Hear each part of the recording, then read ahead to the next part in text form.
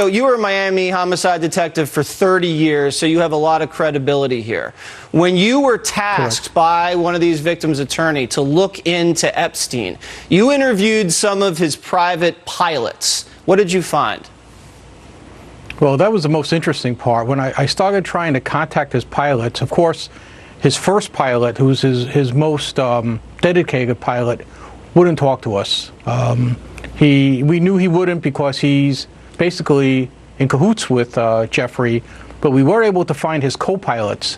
And I'll never forget sitting in this guy's living room up in this really nice area of Wellington, Florida, and talking to him, and he's telling me, I can't tell you anything, I really want to, but I can't.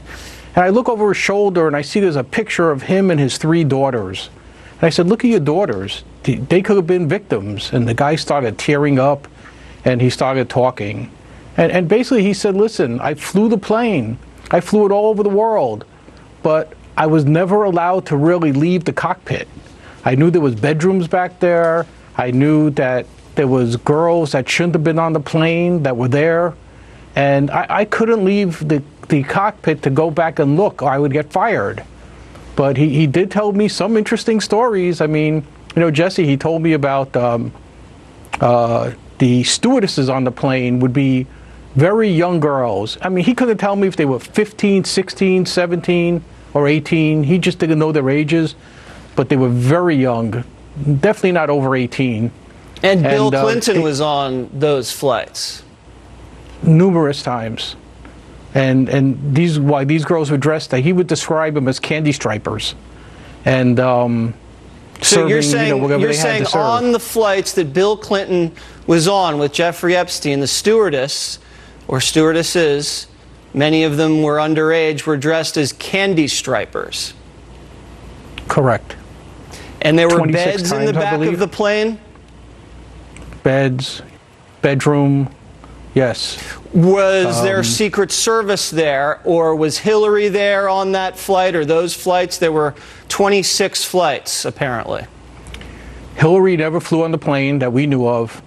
She was never recorded on going on a plane, and no one's ever seen her on the plane. His daughter was never with him. The Secret Service was with him on most of the occasions, but there were occasions where there was no Secret Service listed as going on the flights with him. Wow. Unbelievable. All right, you also know about this little black book that had all of the contacts of Epstein, and that was used as leverage for a payoff by one of his workers at his estate. Did you ever get a look at the black book, or how did that come out? So myself and Brad Edwards got a phone call one day from this guy named Alfredo Rodriguez, who was the caretaker, or like the butler at the mansion. And he called us and said, I got something I want to show you.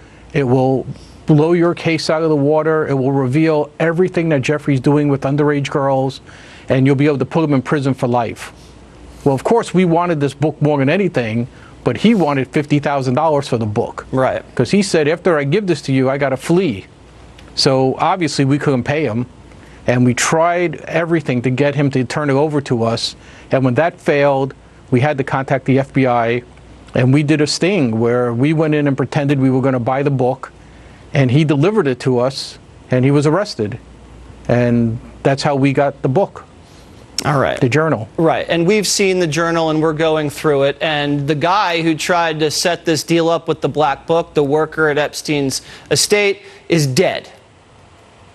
He's dead, and he did more time in jail for giving us the evidence of this guy's pedophile empire than Jeffrey did in jail for sexually assaulting over 100 underage girls.